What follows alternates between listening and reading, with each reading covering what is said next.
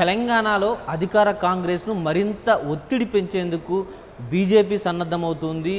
ఏదైతే గతంలో రైతులకు సంబంధించిన ధాన్యం కొనుగోలు విషయంలో రైతు భరోసా పేరిట చేసినటువంటి ఆందోళన తర్వాత చాలా గ్యాప్ వచ్చింది. ఆ తరహాలో మళ్ళీ గ్రౌండ్ లెవెల్ యాక్టివిటీస్ లేవని బీజేపీ ఫీల్ అవుతుంది. అయితే ఇటీవల హైకమాండ్ అగ్రనేతల తెలంగాణ పర్యటన తర్వాత వారి దిశానిర్దేశం మేరకు గ్రౌండ్ లెవెల్లో యాక్టివిటీస్ పెంచి ప్రజా సమస్యల మీద పోరాటం చేస్తే కొంత పాజిటివ్ నరేషన్తో పాటు ప్రజల్లోకి పార్టీని బలంగా తీసుకెళ్లేటువంటి అవకాశం దక్కుతుందంటూ బీజేపీ నేతలు భావిస్తున్నారు. ఇందులో భాగంగానే ఇప్పటి నుంచి ఒక లెక్క, 15 ఆగస్టు తర్వాత మరో లెక్క అంటుంది బీజేపీ.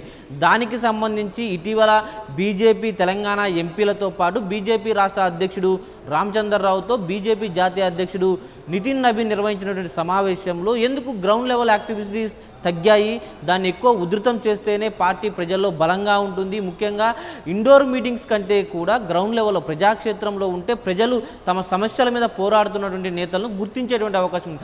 ఈ దిశగానే మీరు ఫోకస్ పెట్టాలి, యాక్టివిటీస్ పెంచాలి, ఒక రిపోర్ట్ తయారు చేసి ఇవ్వాలంటూ కూడా ఆదేశాలు జారీ చేసింది. ఈ నేపథ్యంలో తెలంగాణ బీజేపీ రానున్నటువంటి బల్దా ఎన్నికలే ప్రధాన అజెండాగా కొంత గ్రౌండ్ లెవెల్ యాక్టివిటీస్ అంటే ప్రజాక్షేత్రంలో ఉద్యమ బాట పట్టబోతుంది. దానికి సంబంధించి మనం 3 విధాలుగా ఈ ఉద్యమ బాట ఉండబోతుందంటూ కూడా బీజేపీ చెప్తుంది. అందులో మొదటిది చూసుకున్నట్టయితే నాదర్గుల్ ల్యాండ్ ఇష్యూ ఏదైతే ఉందో దాని మీద చలో నాదర్గుల్ పేరుతో బీజేపీ క్షేత్రస్థాయిలో కార్యకర్తలను తీసుకొని ఒక ఉద్యమాన్ని చేయాలని భావిస్తుంది. తద్వారా భూముల అమ్మకాలతోటి ప్రభుత్వం ఇష్టారీతిన ఈ ప్రభుత్వ భూములు అమ్మేసి అప్పులు తీసుకొచ్చే ప్రయత్నం చేస్తుంది. కాబట్టి దాన్ని ప్రభుత్వ తీరుని ఎండగట్టాలనే ఒక ఉద్దేశాన్ని బీజేపీ భావిస్తుంది. దాంతోపాటు రెండోది హైడ్రా పక్షపాత ధోరణి. తెలంగాణకు సంబంధించి ముఖ్యంగా హైదరాబాద్లో ఈ హైడ్రాకు సంబంధించినటువంటి కార్యకలాపాలు పేదల ఇళ్లను కూల్స్తున్నారు, బయాస్గా వ్యవహరిస్తున్నారు. ఈ నేపథ్యంలో అక్రమ కట్టడాల పేరుతో పేదల ఇళ్లను కూల్చేసేటువంటి ప్రక్రియ ఏదైతే ఉందో దాన్ని బీజేపీ వ్యతిరేకిస్తుంది. దాని మీద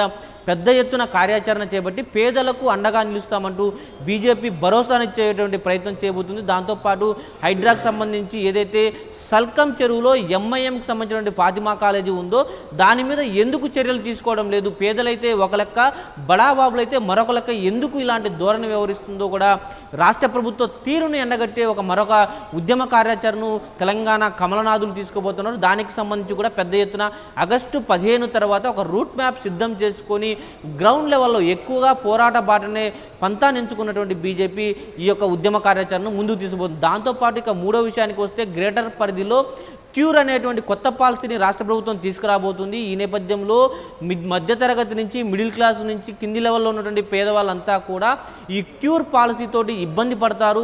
ట్యాక్సుల విధానంలో మార్పులు వస్తే కనుక పేదవారికి ఇప్పటికే శివారు ప్రాంతాల్లో గ్రేటర్ హైదరాబాద్లో ఇన్నర్ సిటీలో ఉన్నటువంటి ఫెసిలిటీస్ లేవు, కానీ వారికి పన్నులు పెంచబోతున్నారు. అదేవిధంగా ఈ క్యూర్ పాలసీని తీసుకొస్తే గ్రేటర్ మొత్తం కూడా ఒకే తరహాలో వస్తే పేదల మీద భారం పెరగబోతుంది. కాబట్టి పేదలకు అండగా బీజేపీ ఉంటుంది.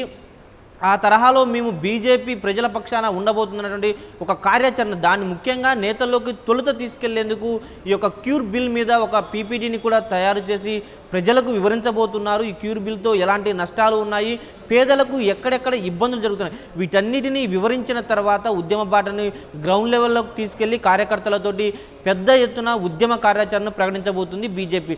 మొత్తంగా ఇటీవలే ఫీజు రియంబర్స్మెంట్కి సంబంధించి ఒక లాంగ్ రన్ ప్రోగ్రామ్ తీసుకుంది. దానికి సంబంధించి ఫీజు రియంబర్స్మెంట్ బకాయిలు ఏవైతే ఉన్నాయో రాష్ట్ర ప్రభుత్వం నుంచి అవి రాకపోవడంతో విద్యార్థులకు సంబంధించిన సర్టిఫికేట్లు అందజేతలో ఆలస్యం అవుతుంది. దీంతో ఉద్యోగాలు పొందాలన్నా లేకపోతే హైయర్ ఎడ్యుకేషన్లోకి వెళ్ళాలన్నా కూడా విద్యార్థులకు ఇబ్బంది అవుతుంది. కాబట్టి ఫీజు రియంబర్స్మెంట్కి సంబంధించి ఇప్పటికే ఒక సిగ్నేచర్ క్యాంపెయిన్ తోటి 4 లక్షల మంది విద్యార్థుల సంతకాలు సేకరించారు. ఆ సంతకాలు తీసుకున్న తర్వాత అధికార కాంగ్రెస్ పార్టీ ఎమ్మెల్యేల క్యాంప్ ఆఫీసులు ఏవైతే ఉంటాయో వాటిని ముట్టడించాలని కూడా బీజేపీ శ్రీకారం చుట్టింది. ఆ తర్వాత ఆగస్టు 27 తర్వాత హైదరాబాదులో అసెంబ్లీకి సంబంధించి కావచ్చు, సెక్రటరీ కావచ్చు, భారీ ముట్టడికి ప్లాన్ చేస్తున్నట్లుగా తెలుస్తుంది. ఒకవేళ బీజేపీకి సంబంధించి ఫీజు రియంబర్స్మెంట్కి కూడా దాని మీద ఉద్యమ కార్యాచరణతోటి ముందుకు వెళ్ళాలని భావిస్తున్నటువంటి పరిస్థితి కనిపిస్తుంది. ఓవరాల్గా బీజేపీ ఆగస్టు 15 తర్వాత మొత్తం గ్రౌండ్ లెవెల్లో యాక్టివిటీస్ని పెంచి రానున్నటువంటి బల్దియా ఎన్నికలే లక్ష్యంగా తమ రూట్ మ్యాప్ సిద్ధం చేసుకొని రాబోయేటువంటి రాష్ట్ర అసెంబ్లీ ఎన్నికల వరకు కూడా కార్యాచరణ సిద్ధం చేసుకోవాలని బీజేపీ స్పష్టంగా ఒక ప్లాన్తో ముందుకు వెళ్తున్న పరిస్థితి కనిపిస్తుంది.